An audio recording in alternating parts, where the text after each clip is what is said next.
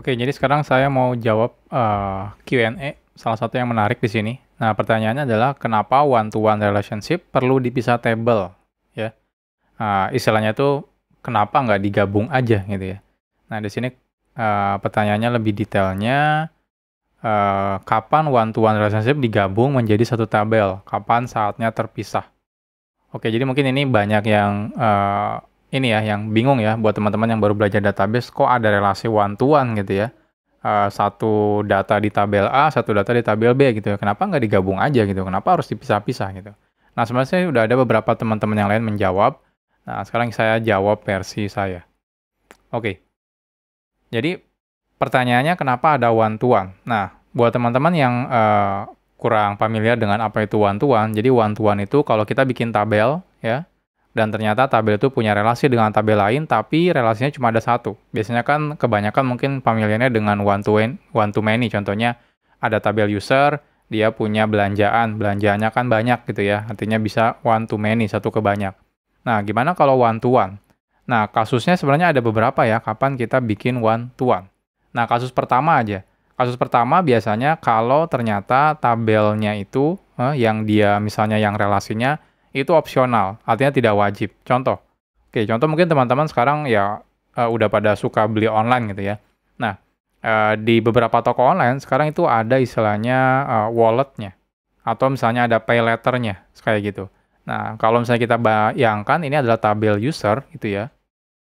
Nah, kenapa di sini nggak ditambahkan aja, misalnya ID wallet-nya apa, misalnya saldo wallet-nya dan sebagainya, atau ID pay letter-nya dan sebagainya. Nah, problemnya adalah kalau kita gabungkan, nanti semua user akan punya kolom itu. Walaupun user tersebut misalnya tidak punya.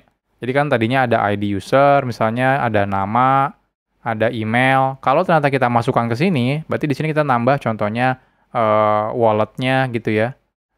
Misalnya pay letter-nya dan sebagainya. Nah, padahal tidak semua user itu registrasi untuk misalnya wallet atau juga pay letter. Nah, alangkah lebih baiknya kalau ada kasus ternyata relasinya satu user cuma bisa satu wallet misalnya dan juga satu pay letter akunnya, tapi dia boleh punya, boleh enggak gitu ya.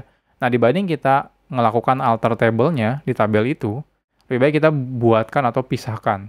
Jadi contohnya di sini ada tabel wallet gitu ya. Nah, di sini ada tabel pay letter misalnya, seperti ini. Jadi ini relasinya dari user ini satu ke satu ya dengan ini. Ini satu ke satu, ini juga satu ke satu.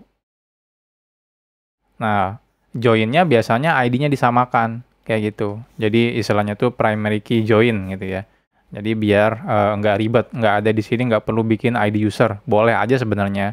Nah, tapi lebih enak itu di join-nya pakai primary key. Nah, seperti ini. Jadi ID usernya kalau di sini echo, kalau saya punya wallet berarti ID-nya echo juga. Kalau saya punya pay letter berarti ID-nya echo juga. Nah, tapi ini tidak wajib. Jadi saya tidak wajib punya wallet ya dan tidak wajib juga punya pay letter.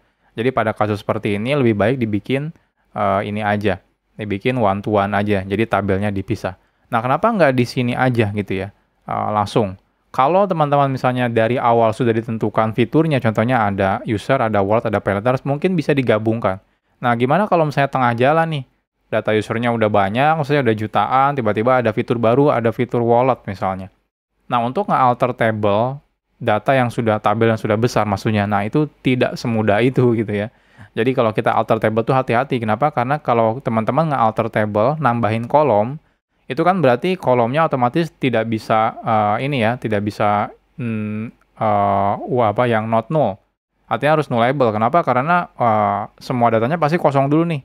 Jadi mau nggak mau nggak bisa yang non null, berarti harus nullable seperti itu. Jadi semuanya dibikin null. Selain itu, ketika kita melakukan alter table, semua database rata-rata itu hampir melakukan locking table. Jadi kalau teman-teman nge-alter table, contohnya nambah kolom, maka tabelnya akan di-lock. Artinya semua transaksi yang membutuhkan akses ke tabel user akan di-stop dulu. Nah, itu agak bahaya. Bayangkan kalau teman-teman datanya udah jutaan, tiba-tiba teman-teman nge-alter table gitu ya. Lalu tabelnya ke-lock misalnya sampai beberapa menit ya, sampai proses alter table-nya itu selesai. Ya, itu sangat berbahaya. Jadi lebih aman ya udah dibuatkan saja si tabel yang terpisah untuk one-to-one ini. Apalagi kalau misalnya data ini adalah opsional. Oke, jadi ini kasusnya ya. Jadi kalau relasinya opsional, lebih baik dibuatkan one-to-one aja. Nah, sebenarnya kasus yang selanjutnya yang kayak tadi, yang tadi udah saya singgung sedikit ya.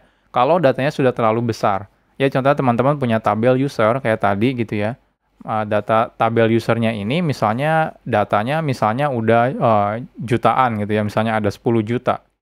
Nah, tiba-tiba teman-teman mau menambahkan beberapa informasi tambahan misalnya ya.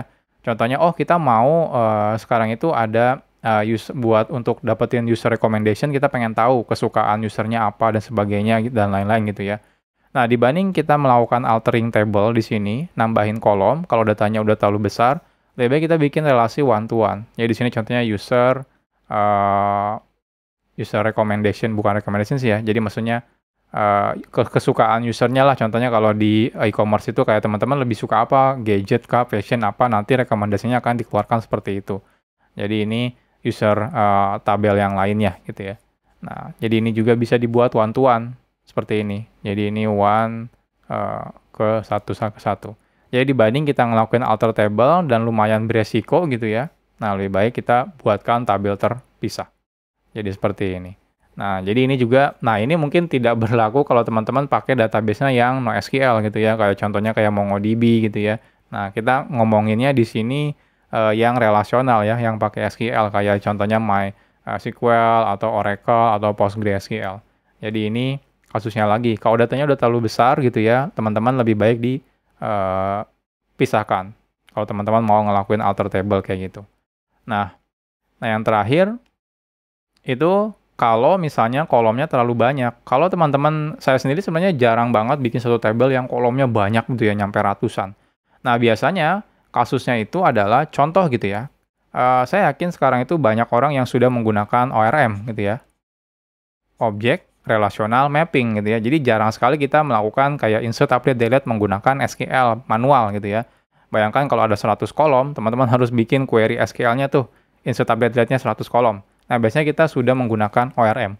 Nah, biasanya dalam ORM itu, ketika kita menselect satu buah record di tabel, maka biasanya semua kolomnya akan diselect. Nah, itu sedikit berbahaya kalau misalnya kolomnya itu sudah banyak, contohnya sampai ratusan gitu ya. Nah, dibanding teman-teman dibikin satu tabel kolomnya ratusan, lebih baik kita split per grup ya, grup datanya. Contohnya kalau user, yang kayak tadi, kalau ada tabel user, contohnya kolomnya ada banyak banget gitu ya, kita grouping aja. Jadi di sini misalnya, contohnya kalau usernya bisa login, kita bikin kredensial gitu ya, tabel kredensialnya. Jadi isinya cuma ID, contohnya username, password, dan sebagainya. Lalu misalnya ada misalnya user biasanya gitu ya, isinya ada nama misalnya, ada berhubungan sama misalnya first name, last name, email, dan sebagainya. Lalu misalnya kalau misalnya butuh ada misalnya user sosial medianya gitu ya, sosial media gitu ya. Nanti di sini ada ID usernya, lalu di sini misalnya ada Facebook kah, ada Twitter kah, ada Instagram, dan lain-lain. Jadi dibandingkan kita tumpuk di satu table yang nanti bakal banyak banget itunya, kolomnya, dan problemnya kalau menggunakan ORM nanti default-nya ya, itu akan select semua kolom, padahal mungkin kita cuma butuh beberapa aja misalnya. Contohnya kalau untuk login butuhnya username password, untuk ngirim SMS misalnya butuhnya nomor kontaknya aja, nggak butuh sampai ke sosial media dan lain-lain. Nah, itu lumayan buang-buang resource. Nah, pada kasus seperti ini, dibanding teman-teman bikin satu tabel yang banyak banget kolomnya, itu lebih baik kita split kolomnya jadi one-to-one. Jadi ini one-to-one ke sini gitu ya. Dan ini juga one-to-one relasinya. Jadi ini beberapa contoh ya, beberapa contoh kalau misalnya teman-teman bingung kapan menentukan relasinya one-to-one dan apakah harus dipisahkan tabelnya atau digabungkan. Ya, jadi rata-rata sekarang ya kalau relasinya udah one-to-one otomatis dipisah tabel ya. Kalau misalnya tidak bisa tabel ya bukan relasi lagi itu namanya. Jadi ini beberapa jawaban dari saya untuk pertanyaan kenapa one-to-one itu dipisah tabelnya.